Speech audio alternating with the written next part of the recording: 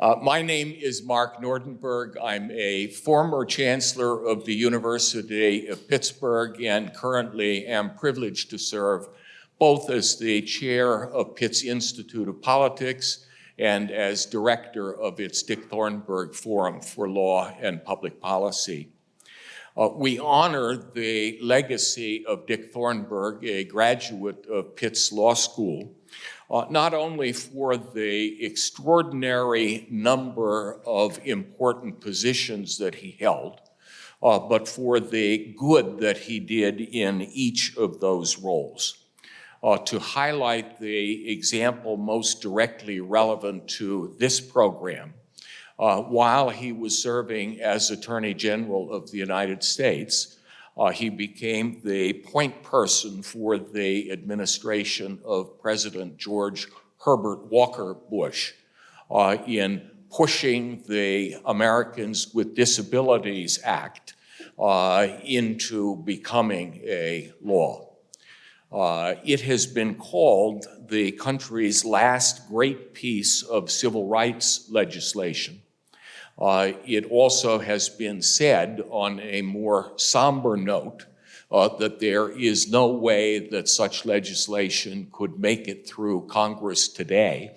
So it's a good thing Dick did what he did, Ginny, when he did it.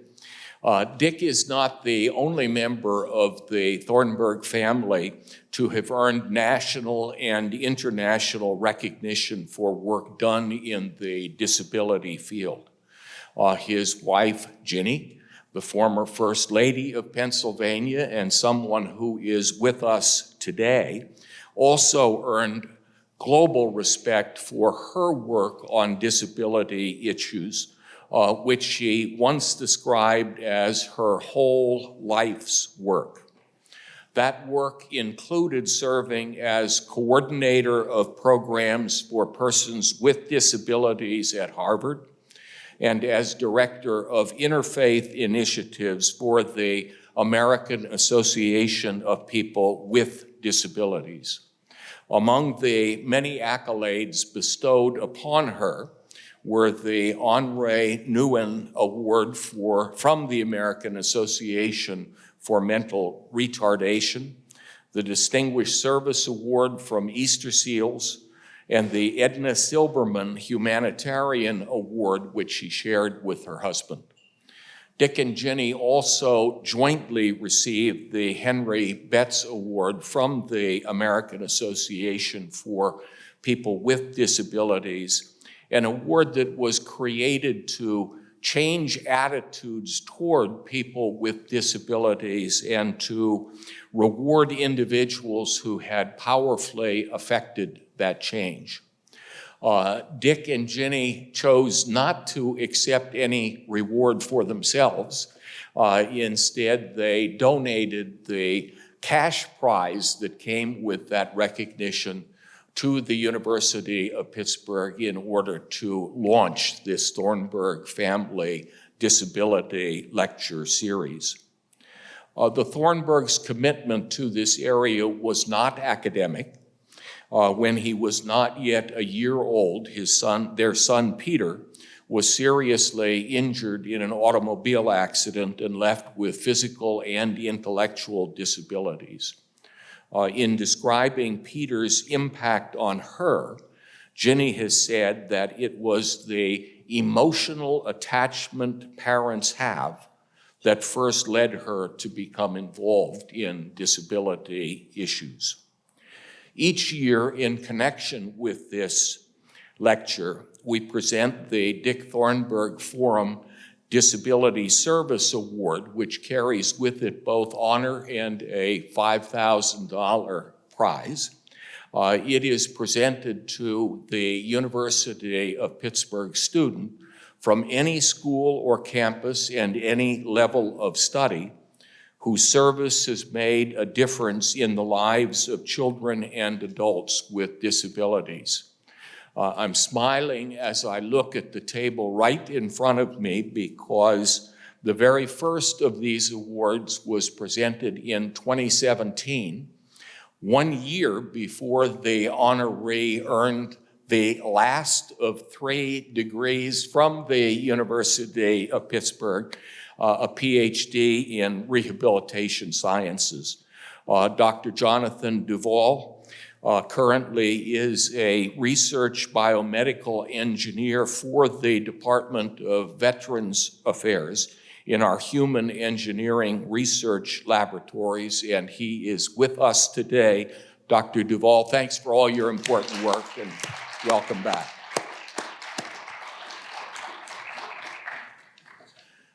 This year's recipient of the Thornburgh Forum's Disability Service Award is Catherine Dew.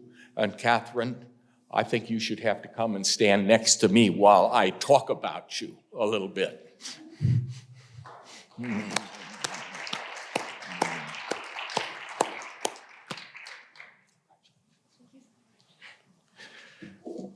Catherine is a student in our School of Medicine enrolled in its physician scientist training program. In the statement that she submitted, Catherine underscored the important role that personal experiences have played in shaping her goals, as was true in the case of Ginny and Dick Thornburgh. She said, "When I was in middle school, my best friend had attempted suicide. At the time, I had no idea what mental health was, and though I tried to do my best to support her, I felt that I did not have the tools to fully do so. To address that gap, in college, she created an organization called Mindful Exchanges to host mental wellness seminars for youth in underserved communities. As she describes it, this initiative started out as virtual Zoom sessions for local communities, and now 5 years later, we have taught over 1,000 youth in person and virtually around the globe, New York, Seattle, Bangladesh, Japan, and other places. Later, her goals were again shaped by the challenges faced by 2 of her friends, one who suffered a traumatic brain injury and another who contracted Lyme's disease, which led her to be wheelchair-bound, institutionalized, and lose mental capacity. For Catherine, these personal stories emphasize the interconnectedness between mental health and disability. While in medical school, she became interested in ophthalmology and expanded Mindful Exchanges to explore how the disability of vision loss affects the mental health of youth and adults. Her nominator, Dr. Richard Steinman, is Associate Dean of the School of Medicine and director of both its medical scientist training program and its physician scientist training program. He underscored the excellence of all of the students he works with, adding that Catherine Dew stands out even in this talented group for the national impact of the initiatives she started for individuals with vision or mental health challenges. He goes on to note that she has spearheaded a remarkable podcast series, is undertaking groundbreaking research to develop machine learning-driven aids to optimize and standardize readings of retinal tomography, a critical problem in ophthalmology, work, by the way, that has led to her participation in international conferences. And closer to home, she has been an avid participant in the school's Gorilla Eye Service that brings ophthalmologic care to disadvantaged communities. Dr. Steinman concludes by saying, "I could not be more enthusiastic about Catherine as a candidate. She has a tremendous work ethic, curiosity, and intellect that drive her trajectory as a leader in ophthalmology and a national advocate for those without vision. Obviously, the Thornburgh Forum and its distinguished selection committee, Ginny Thornburgh, Lee Cully, and Kim Carson, agreed with that assessment. So Catherine, let me extend our warmest congratulations to you, as well as our best wishes for all of the important work that lies ahead. Thank you.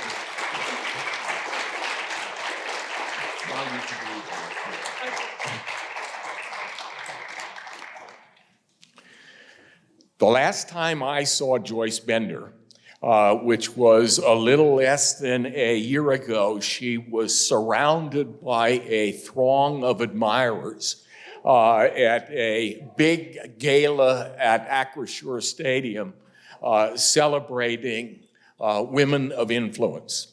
She was celebrating, I should say, in the good company of Samantha Balbier, who is the director of the Institute of Politics and who is here today.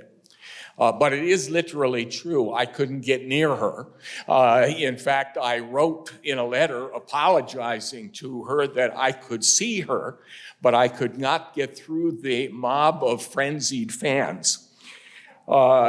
Joyce and Bender Consulting Company, and Bender Consulting, the company that she founded and leads, have received so many awards over the years that we could take all of our program time just listing them. Instead, let me just give a few examples. She received the New Freedom Initiative Award from the administration of George W. Bush, the James F. Compton Humanitarian Award, the Justice for All Corporate Award from the American Association of People with Disabilities, the Lifetime Achievement Award for Volunteers of America, and was inducted into the inaugural class of the National Disability Mentoring Coalition's Hall of Fame. Among many other honors, Bender Consulting has received the Employer of the Year Award from the National Epilepsy Foundation and the Power of Work Award from Goodwill Industries.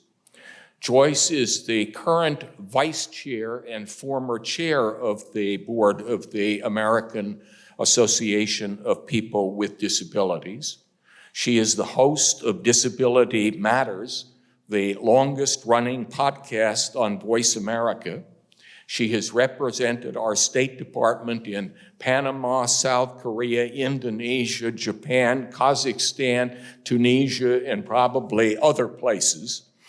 For us, one of the great things about Joyce is that while she's got all of this national and international influence and acclaim, she's here in Pittsburgh and is an important part of this community.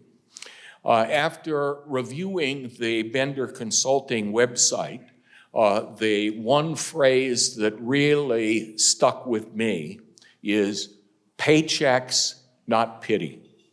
And I think that will be an important theme as Joyce addresses us momentarily.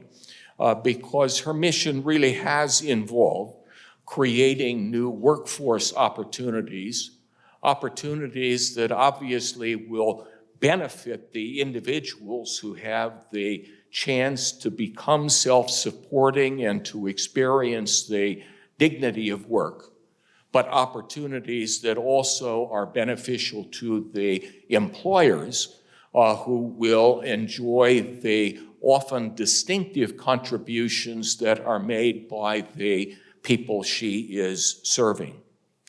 Joyce is the only person who will have delivered the Thornburgh Lecture twice, and she promised that today she would deliver twice the impact by inviting Karen Hanlon to participate with her. And I'm sure that Joyce is going to say more about Karen in a few moments.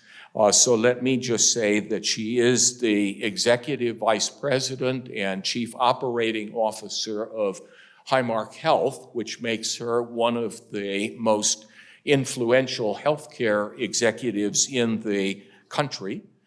She had early served as Chief Financial Officer. She helped guide the financial turnaround of Allegheny Health Network, and she began her career in public accounting.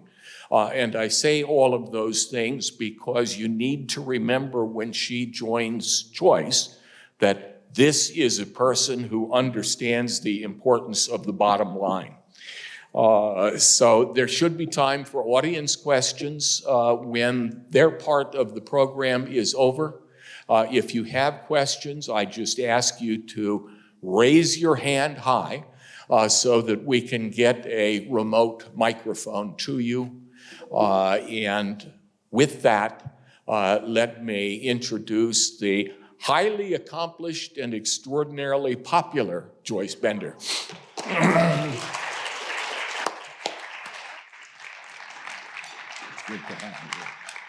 I would have talked to you. You should have come over and just barreled through at that event. I would have talked to you. Well, I'm Joyce Bender, the CEO of Bender Consulting Services and chair of the Bender Leadership Academy. It's an honor to be here. It is truly an honor.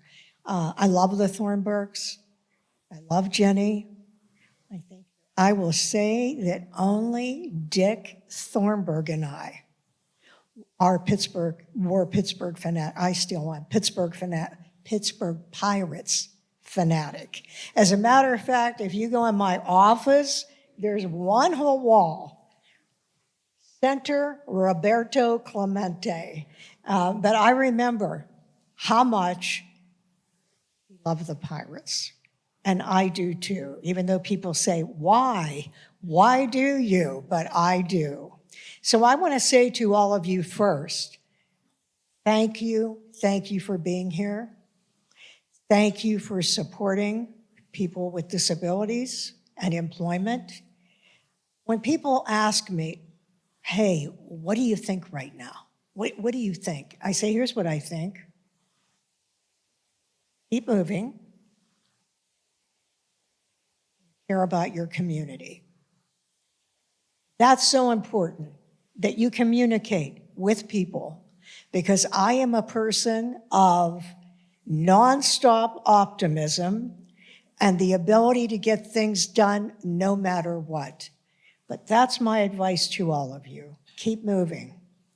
And I want to tell you, we aren't starting with a blessing, but Jenny Thornburgh, I have to bring up the most powerful 58 seconds of a blessing, which was President Bush signed, the Americans with Disabilities Act, and up there with him was Reverend Harold Wilkie, and Jenny wrote the blessing 5 minutes, because that's what you would expect. You know, it's hard to do this. And the White House said, no, 58 seconds. So then she had to really cut it down to 58 seconds. But do you know, such a powerful thing was said. I was reading it. And the part where Reverend Wilkie said, all people with disabilities deserve to get to the promised land of employment. Wow. Wow, the promised land of employment, how true that is. It was then, it is now. Sadly, we still have double the unemployment. 70% of people with disabilities are not counted in the workforce. We still have a long way to go. But we do have people helping. We have made some progress through this time. I myself, when I was growing up, would have these faints. They were very unusual, but no one else in my family fainted but me. And actually, my family thought it was like some type of virus. And it wouldn't happen often, maybe once a year. I remember when I went to the dentist as a teenager, and I mean, we all hate to go to the dentist, but woke up. I mean, I knew time had passed. And I said, what happened? And the dentist said, oh, you were afraid. You were so nervous. That's what happened. But even then I thought, wow, I mean, that seems unusual. I don't hear about that very often. Oh yeah, you fainted for a few minutes. This went on, and when I got in my 20s, oh my goodness, it got terrible. I would get this feeling in my head. And when I got this feeling in my head that I can't even describe to you, I knew I was going to pass out. I knew, and I also knew there was no stopping it from happening. When I would get that feeling, that's it, except now, I would not only faint, I would be profusely ill after. It was terrible. Pretty soon, my husband found me one night in the bathroom unconscious. He thought I was having a heart attack. But I came back. Off we go to the doctor, and guess what? Oh, you women are gonna love what he told me. He said, you're fine, you have a female hormonal problem. There we go, we all have these female hormonal problems. But of course, he was wrong. And one night in 1985, my husband and I went to see the movie Amadeus. You know, we love movies, and especially movies that are being nominated for an Academy Award. We used to try to guess them. So we went to see Amadeus, and you know what? I'll bet very few of you have ever been to a movie that had an intermission. Now, they used to all have intermissions years and years ago, but then they stopped having them. But occasionally, if it's a long movie, the theater would stop and say, go take a break. They wouldn't say that, but that's what they meant. They really meant go buy food out at our concession stand. But my husband went to the men's room. I just walked out like this. I don't remember anything else, but I fell. I had a seizure. I hit the floor so hard, I fractured my skull, had an intracranial brain hemorrhage. I broke the bones in my right inner ear, which is why I also have a hearing loss on my right side. And my poor husband came out of the men's room. You know, there I am with these people around me. But I want to mention first, not a lot of people remember intermission. All the other people at the movie theaters were in their ongoing movies. And this story was written in the Reader's Digest because it really is remarkable that out of the blue comes this doctor from nowhere. And he comes over and he says to my husband, here, let me help. And he wouldn't let me get up. Apparently I tried to get up because, as you know, if you do that and you have a brain hemorrhage, you can die. And he called the paramedics. He called the neurosurgeon. He took care of everything. He saved my life. This was over. My husband said, wait. He was starting to leave. He stayed with me until the ambulance came. And my husband said, wait, what's your name? He said, oh, that's all right. And he left. Now, since then, I've been in the New York Times, the Chicago Tribune, Pittsburgh, so many times in the news media, television. I have that radio show for 22 years. I won an award at the White House from President Clinton. In other words, I've been in the media a lot. Do you think I ever found that person? No. I mean, you would always guess. I'd be speaking somewhere, and that person would raise their hand and say, it's me, I'm the hero. But no, that's why the Reader's Digest wrote this article about me, her angel in the movie theater. And what happened from that one thing? I now was rushed to the hospital and had life-saving brain surgery. And they told my husband they didn't know if I would even live, but I'd have all these things. But I had this miraculous recovery. And I hear the news.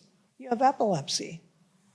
Remember those faints? They weren't faints, they were seizures, because people don't realize that there are many, many types of seizures, more than what you think of. You think of the grand mal seizure, you think of a convulsion, but people have absence seizures, partial, complex seizures, so more than a grand mal seizure.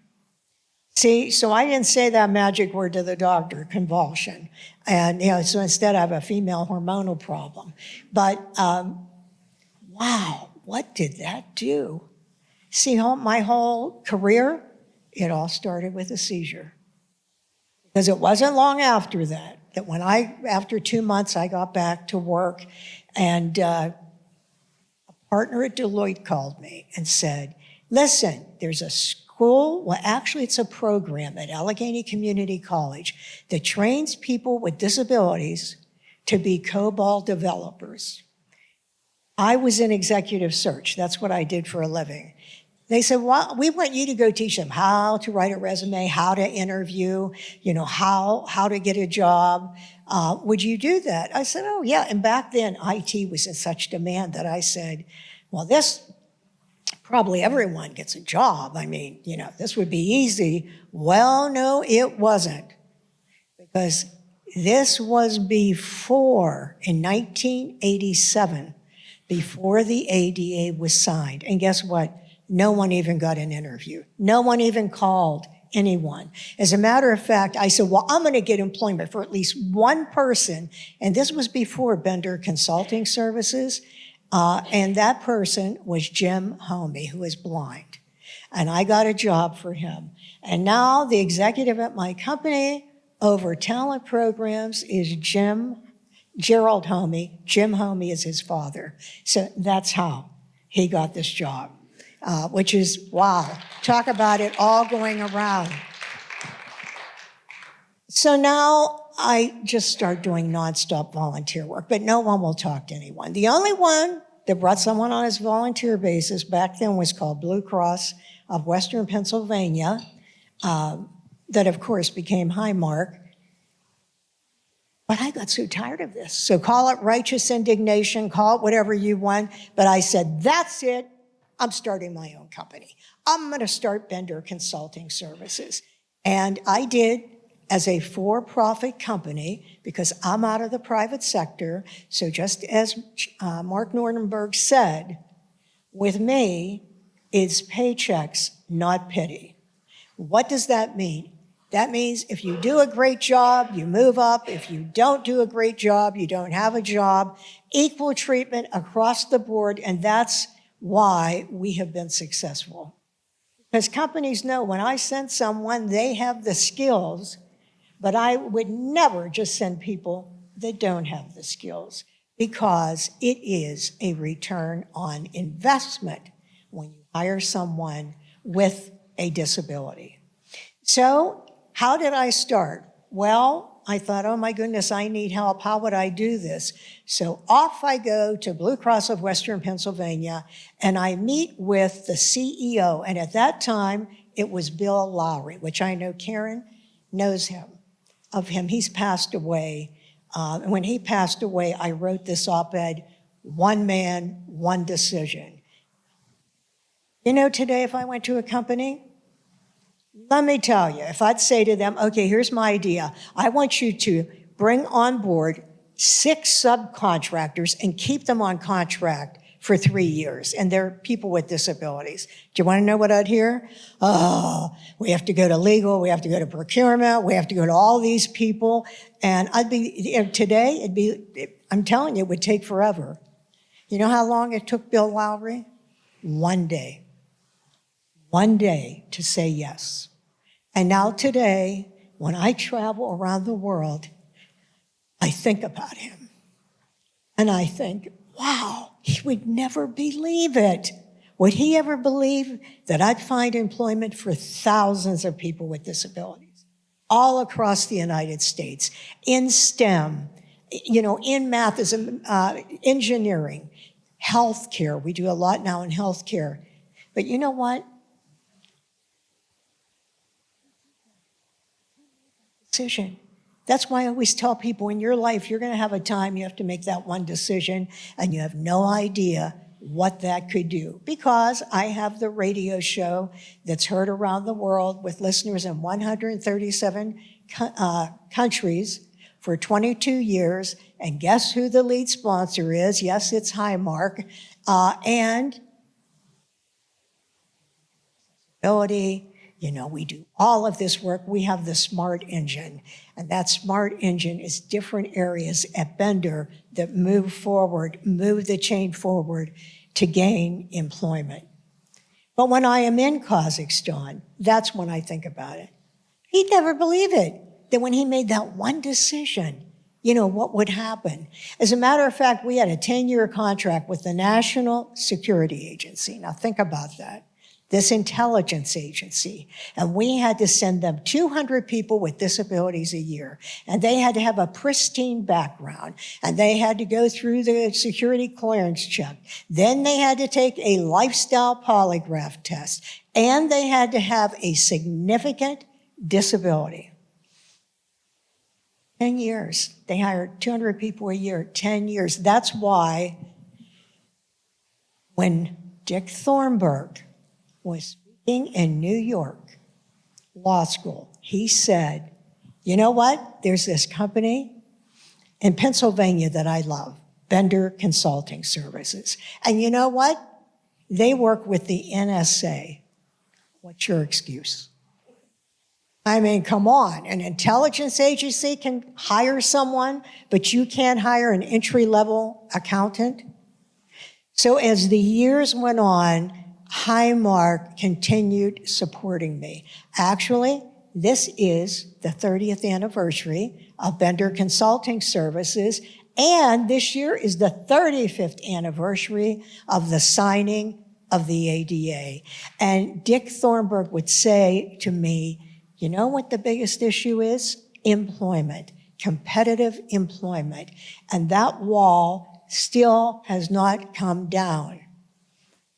But Highmark is like a shining star in this country because it started with Bill, then it went to John Browse. Now, these are CEOs. Then it went to Dr. Maloney. Then it went to Bill Wickenwerder. And now it's with David Holmberg, who said to me one day, hey, I don't see enough wheelchairs.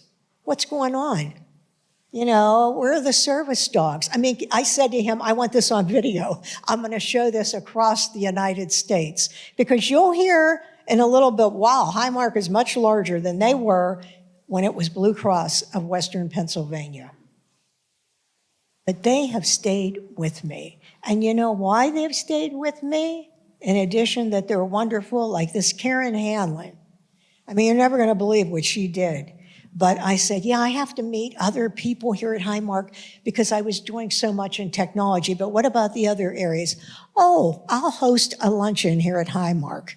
And she invited the EVPs of these different areas. I mean, who would do that? She did it. And now I'm working in those other areas.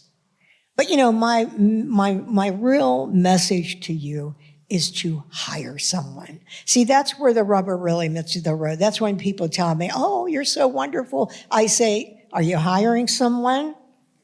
That's what counts. Are you hiring someone? And I want to tell you one thing about retention.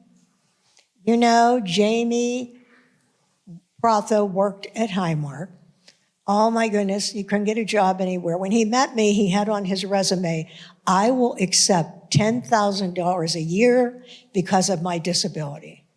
Do you know why he said that? African American, cerebral palsy, difficulty speaking, and a wheelchair. He had so much spasticity in his arms, he had to operate the wheelchair. He had like a remote control behind him. That's how he chair. And you'd see him zooming down the streets. And I know my close friend Joan, you know what I'm talking about. And one day, the wheelchair breaks. Oh my goodness, what's he gonna do? You know what he did? He called the Pittsburgh police and he went back to work in an ambulance because he did not want to miss work. Because see, people with disabilities, it's not that they're superheroes. They aren't superheroes. It's that people with disabilities were left out. I don't care what the group is, women, people with disabilities, African Americans. If you're always left out, then when you do get a chance, wow, it's a treasure.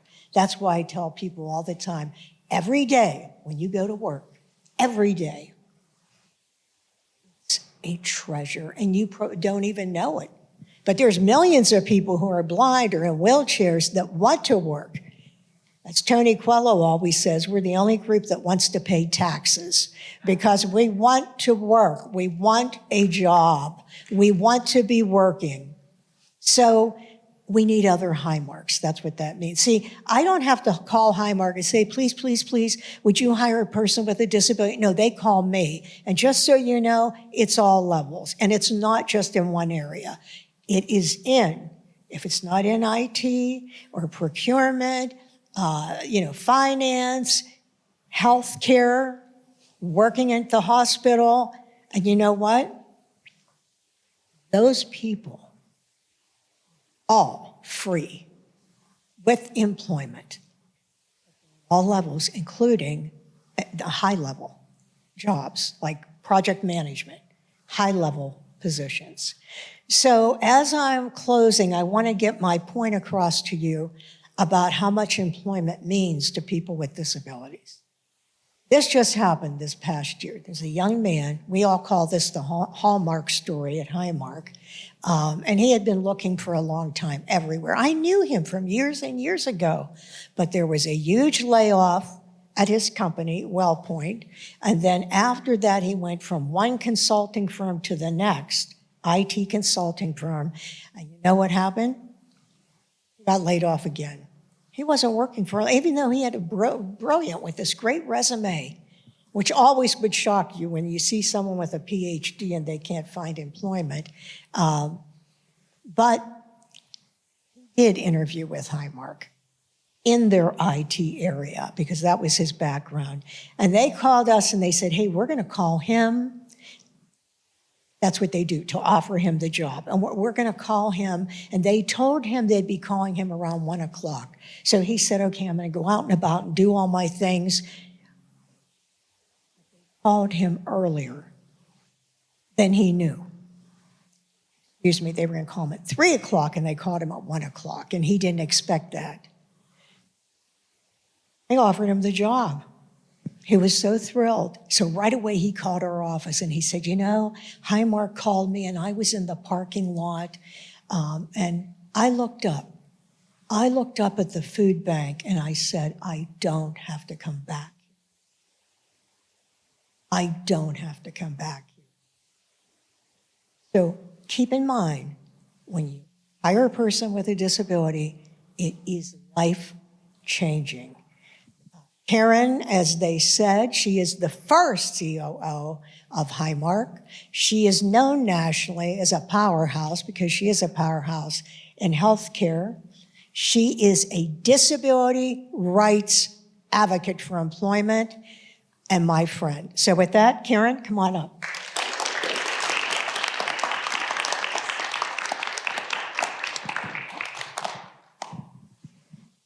Oh my gosh. Like, how do you follow that, right? Joyce, you are amazing.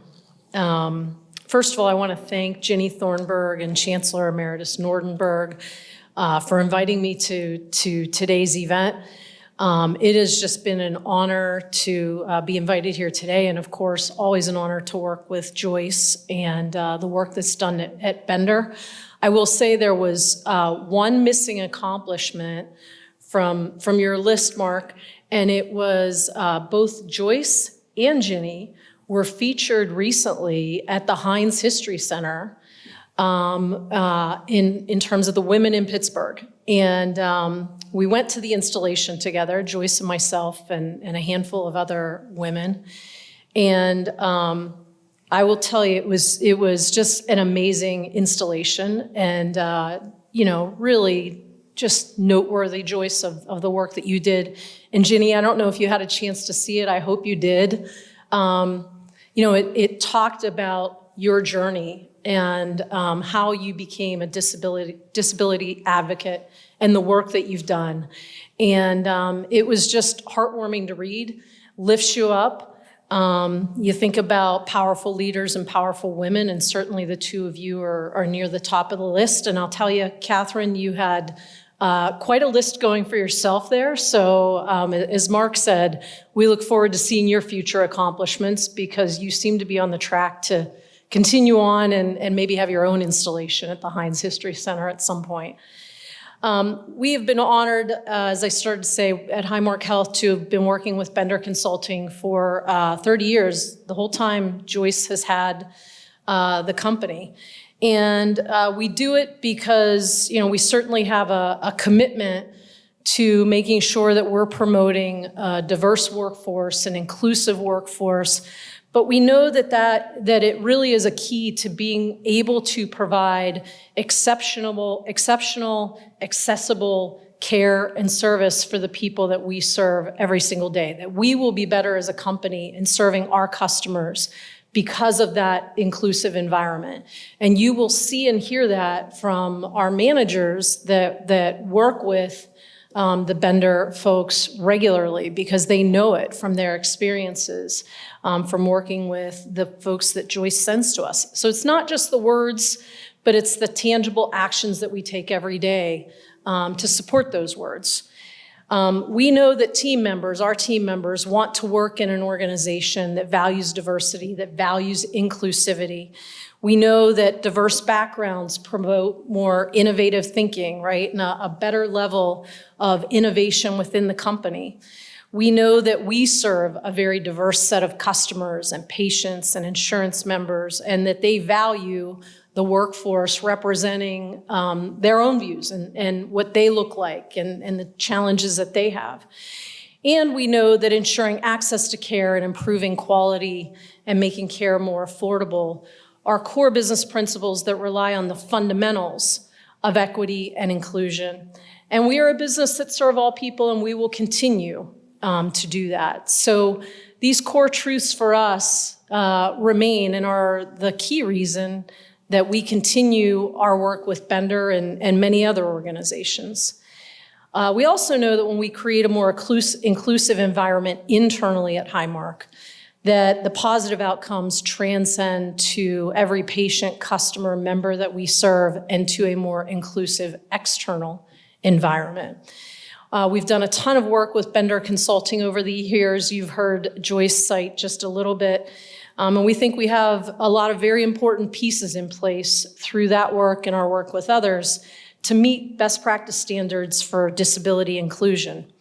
A key for creating that more inclusive environment, I'll give you 3 specific examples. And I offer them just because I think you'll see in each of them a simplicity to the example, but yet a meaning in it and the impact that it has being something that's relevant in terms of what you're able to think about and including in your work every day.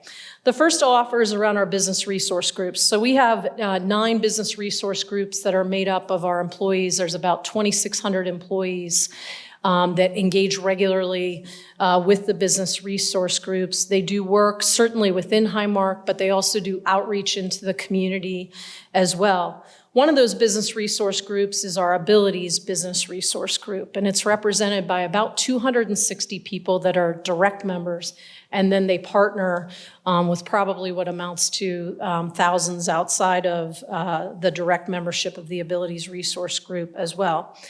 But they work throughout the company to raise awareness, to offer support for inclusivity and working with people with disabilities. They work with the marketplace that we're serving on a regular basis. They work to identify opportunities for a more accessible work environment. They champion those needs. They work with us on the changes that we have to make. They build community partnerships through educational experiences with other local companies, one of those, of course, being Joyce's Bender Leadership Academy, in fact, where we've been partnered with Pittsburgh Public Schools to invite classes in for leadership capability training, and Joyce's Leadership Academy spearheads that with us.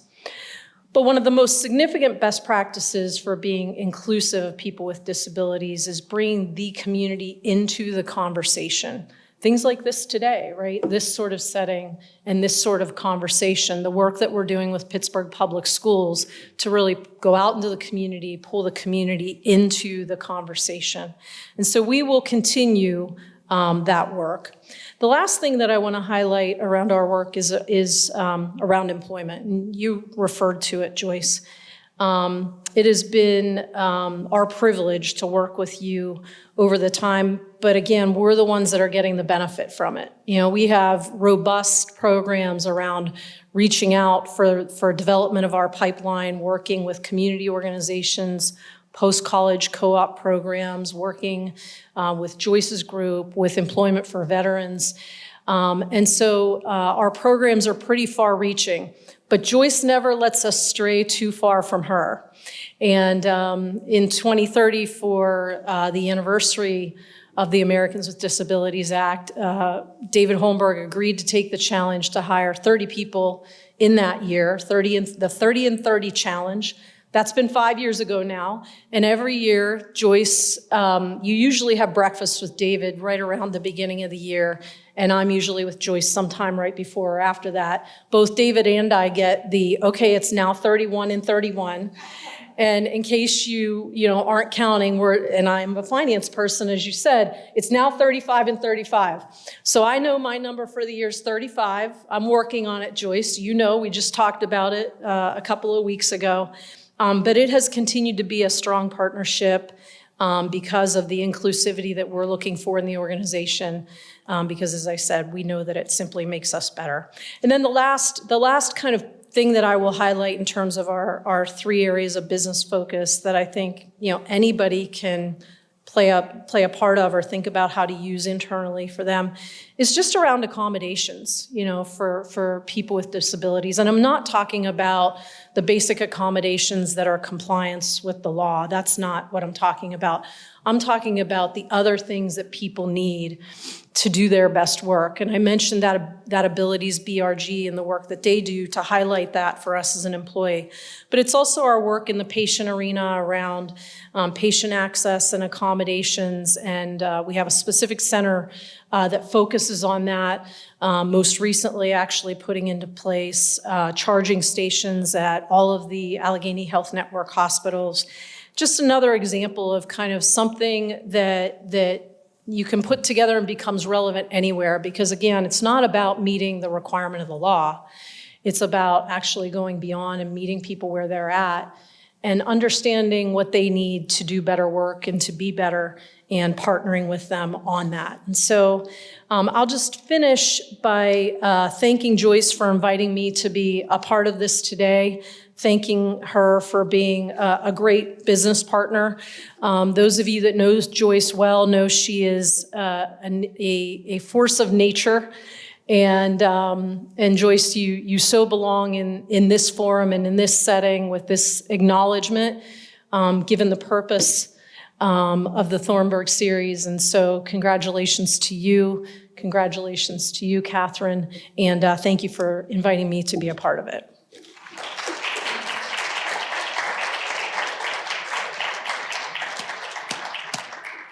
Thank you both. And we do have a few minutes for questions. Here comes the mic. Hi. Oh, that's loud. My question, I get to go first, so I guess it is the first question, is for Karen. Something that we see a lot going around right now in the news is artificial intelligence. And it's impacting everything today. I even just saw the other day, Chipotle unveiled their new AI assistant called Avocado. But how do you see AI impacting healthcare and helping people with disabilities, especially in such an interesting space? And where should we be paying attention to AI in that industry right now? Wow. I mean, we could have a whole nother session on that plus some. And first of all, I knew your question wasn't going to be to Joyce, because you two are together all day long. Yeah, I mean, I personally am very excited about AI in healthcare because I mean, the science that can be partnered with the technology and the impact that will have on people in terms of curing disease, in terms of helping to prevent the further deterioration of disease is, I just think the power of it is going to be exponential. And I think that applies to people with disabilities, certainly in terms of their own personal health journey.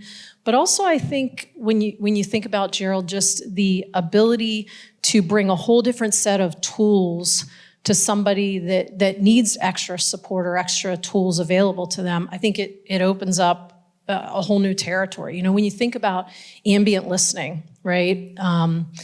And the ability then to be interacting with somebody face to face and having something else do the listening and then, you know, queuing you up for the next conversation you need to have with the person to learn the things about them that you need to. There's a lot of power in that in terms of personal exchanges with everybody.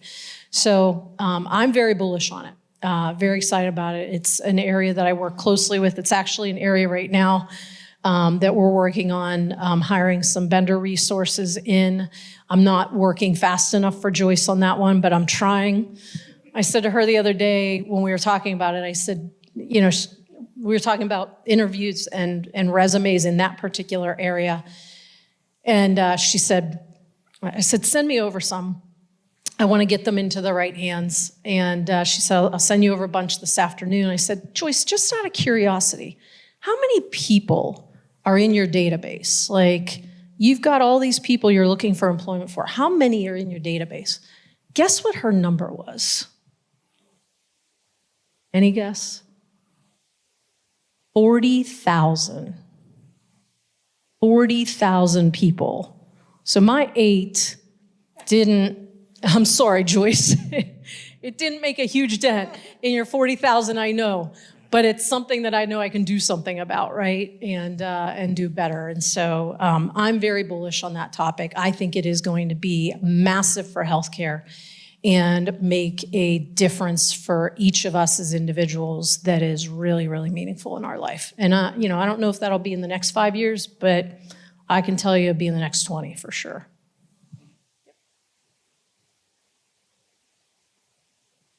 Hi, Karen, this will be for you as well because I've been very close friends with Joyce for 30 plus years. And I've been a part and witnessed the enthusiasm of Highmark from that very first day one decision. And I've also seen it, I'm an ADA consultant, so I've also seen it from the other side where Highmark always said to me, no, we don't want to do the minimum. We want to do what's right. You know, I have a colleague, Ray Bloomer, who was at the National Center for Accessibility, who said, the ADA standards are the minimums. They're the worst we should do. And that was always Highmark's perspective for customer service, all of that. So having said all that, tell me, and if you can tell secrets or what's the secret sauce? I mean, this has been 30 years, and here you are talking to us and making the 35 and 35 commitment. What's the secret sauce? It's the mission of the company. That's just it, you know?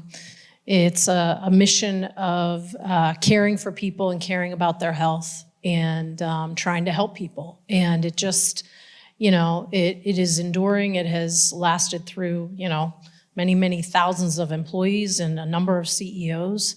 And it's just the culture that we build around that mission. I say this quite frequently, like, we're a really big company, you know, $30 billion in revenue. We have a little over 6 million members, insurance members throughout the nation. You know, we cover for Blue Cross Blue Shield, Pennsylvania, West Virginia, Delaware, and parts of New York. And then, of course, here in Pittsburgh, we have Allegheny Health Network. But then we also have 3 national businesses, a technology business that Joyce knows really, really well, United Concordia Dental, which is a dental insurance carrier that operates across the nation, and then HM Insurance Group, which is a stop-loss company that operates throughout the organization. So it's a big company, right? We have to have a lot of disciplines and processes that can look a little bit like a for-profit company. Like, you know, there's a lot of moving pieces. You gotta have control of things and know what's going on. But we have the absolute privilege of not having to sway with the market, right? I don't have to worry about what number I hit next quarter. I don't have to worry, you know, we can do the right thing because it's the right thing. We don't always have to worry about, did it cost $1 more or not? Is it the right thing to do? And believe me, that, you know, I say that and I recognize that every day we still have to make really hard choices because healthcare is expensive and everybody in this room wants it to be more affordable and more accessible. And that's a core part of what we believe we have to accomplish. But we have that great luxury of having this nonprofit mission. And I think we just have built the culture on that. And it is a culture of caring for people and of belief in that mission. That's what I attribute it back to.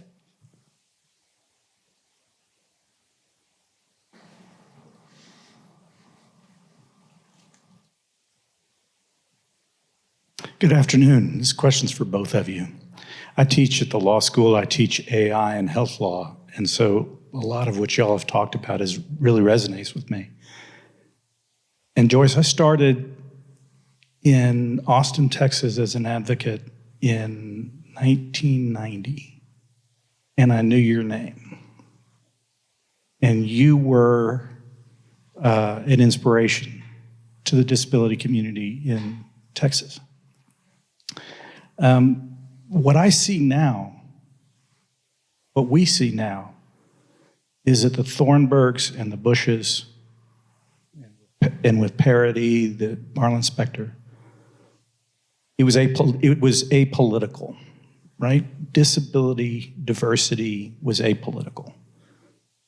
And now it's not only apolitical, now it's not only political, it is criminal. That's the assertion. What a change. How do we advocate for people, and how do people with disabilities advocate for themselves when being different is now being criminalized?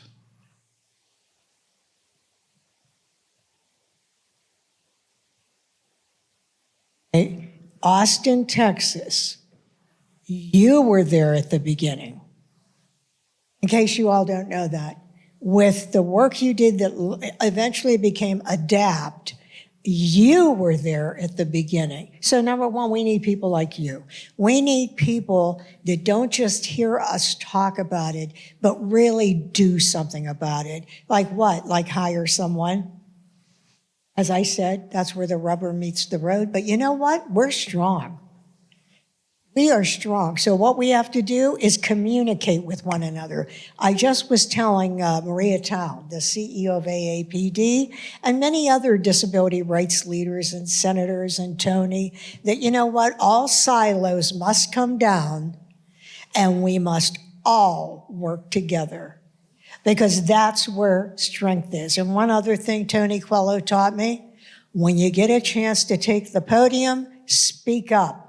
And as you can see, I listened. So I want to tell you, that is important. Like you can make a difference. And hey, right here in the room, there are people with disabilities. They just haven't told anyone. That's when I go speak somewhere, I'll say, when you tell me that you haven't hired anyone, I say, oh yeah, you have. Yeah, they work for you right now. You just don't know it. They don't want to tell anyone. But that would be my answer. And I want to thank you for your advocacy because what he did there is big. It's enormous. You know that, Joan. Thank you.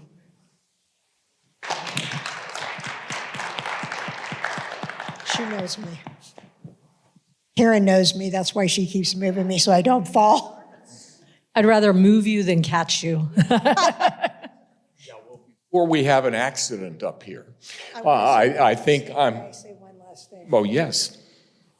I also started in 2018 the Bender Leadership Academy for high school students with disabilities to prepare them for the world of work and deal with bullying and Catherine mental health initiatives. BenderLeadership.org. Who do you think gave me the money to start that? Yes, Highmark, $100,000 when I was first starting. And would you not know that Jonathan Duvall, right here, is on the board of directors for the Bender Leadership Academy. So, Jonathan, thank you.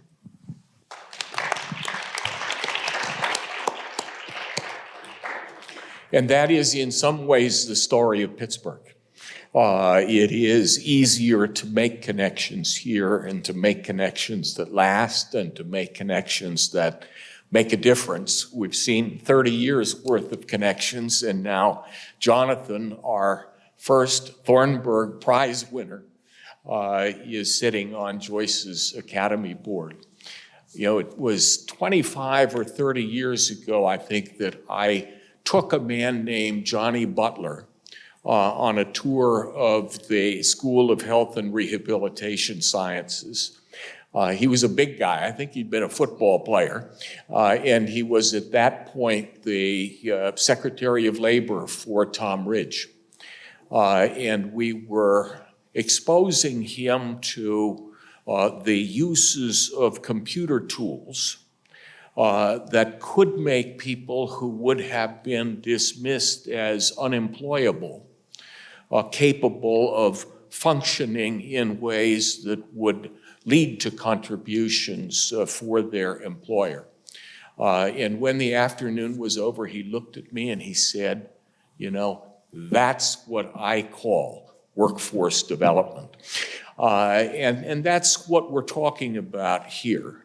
It is unleashing the power that has not been tapped and that can really contribute to the advancement of organizations and society in ways that will benefit us all. Thank you, Joyce. Thank you, Karen. And thank you all for being here. It's been a great afternoon.